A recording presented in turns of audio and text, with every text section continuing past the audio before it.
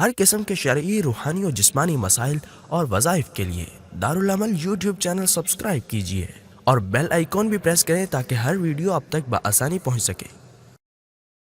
آپ صلی اللہ علیہ وسلم فرماتے ہیں کہ اللہ جل شانہ فرماتے ہیں کہ جو تین بندے ہیں، تین بندوں کے ساتھ قیامت والے دن انا خصمہم یوم القیامہ، اس کا جو خصم ہے، خصم کہتے ہیں آپ کے فریق مخالف جو آپ کے ساتھ جھگڑے میں سامنا ہو، جس کا کہتے ہیں کہ اس کا فریق مخالف یعنی اس کے ساتھ میں جھگڑا کروں گا۔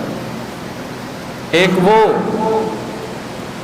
من عاہد بی ثم غدر، میرے نام سے کسی کو قسم دے، معاہدہ کرے، ثم غدرا، پھر اس قسم کو توڑ ڈالے اور اس قسم کے خلاف کام کرے، ایک اس بندے کے ساتھ قیامت والے دن میں جھگڑا کروں۔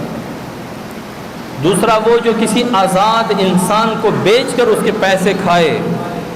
تیسرے نمبر پہ وہ جو کسی مزدور کو مزدوری کے لیے لائے، اس سے مزدوری لے، چاہے وہ مزدور ہے، مستری ہے، دھوبی ہے، موچی ہے، ڈرائیور ہے، کیلنڈر ہے، جس صورت میں بھی ہے، آپ کا مزدور ہے، اجرت کے لیے، اجرت کی نیت سے آپ نے رکھا ہے، اس سے اپنا کام لے لیا اور اس کو بھگا دیا، اس کو اجرت اور مزدوری نہ دی۔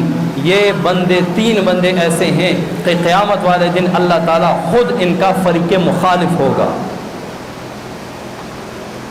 اللہ تعالیٰ ان کے ساتھ خود جھگڑا فرمائیں گے۔ اب جس کا فریق مخالف اللہ ہے تو کیا وہ جھگڑے میں کامیاب ہو سکتا ہے؟ تو قسم، جھوٹی قسم کہاں سے اٹھائی جاتی ہے؟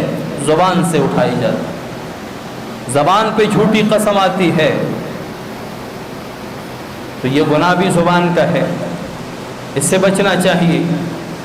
وقولوا قولا سدیدا، سیدھی بات کرو، الٹی بات نہ کرو، جھوٹ نہ بولو، غیبت نہ کرو، چغلی نہ کھاؤ۔